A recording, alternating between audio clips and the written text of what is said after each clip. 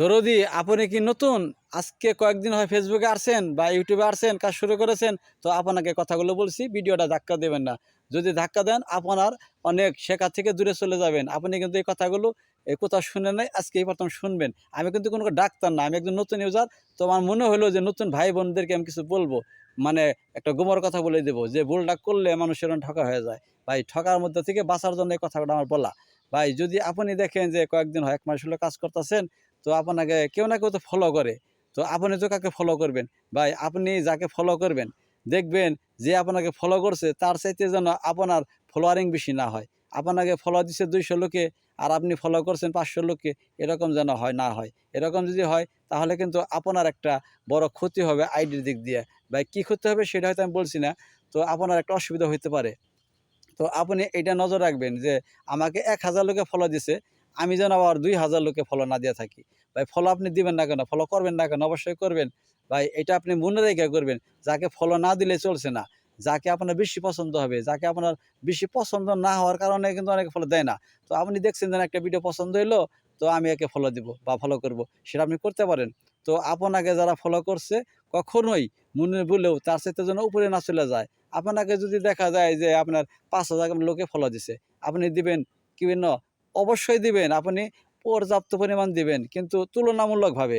ওই যে কি বললাম? উল্লেখ করে বলতে পারতাছি না, ফেসবুকের কিছু আইন গাইডলাইন আছে, এইজন্য বলতাছি না। তো আপনি শুধু বুইঝা নিবেন যে আপনাকে যারা ফলো দিল তার চাইতে যেন আমি বেশি না করি।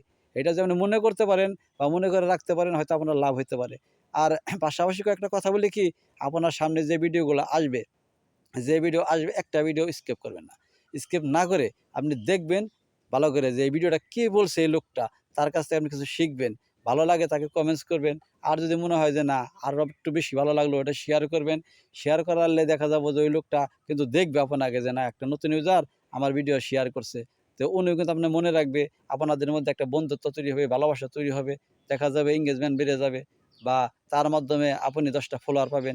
এইভাবে আপনার আইডিটা বড় করে নিতে হবে। আপনি যদি কারো ভিডিও না দেখে স্কিপ করেন, উপর থেকে ধাক্কা দেন, তাহলে কিন্তু আপনার আইডি কখনো বড় হবে না। আর যদি মনে করেন না, আমি শুধু ভিডিও দেখবই আর কমেন্টসই করব, ভাই, এটাও ভুল।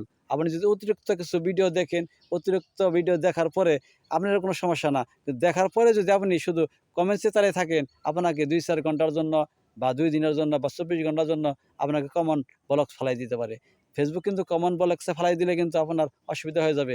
আপনি কিন্তু কাউকে ফলো দিতে পারবেন না, কাউকে কমেন্টসও করতে পারবেন না। আপনি একবার স্টক, কাজ করতে পারবেন না।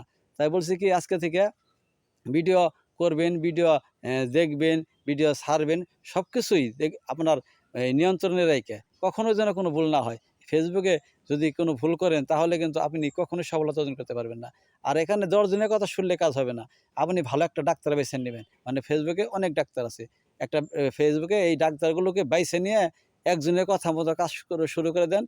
কাজ করেন, দেখবেন আপনার আইডি অবশ্যই একদিন বড় হবে, ইনকাম করতে পারবেন। আসসালামু আলাইকুম।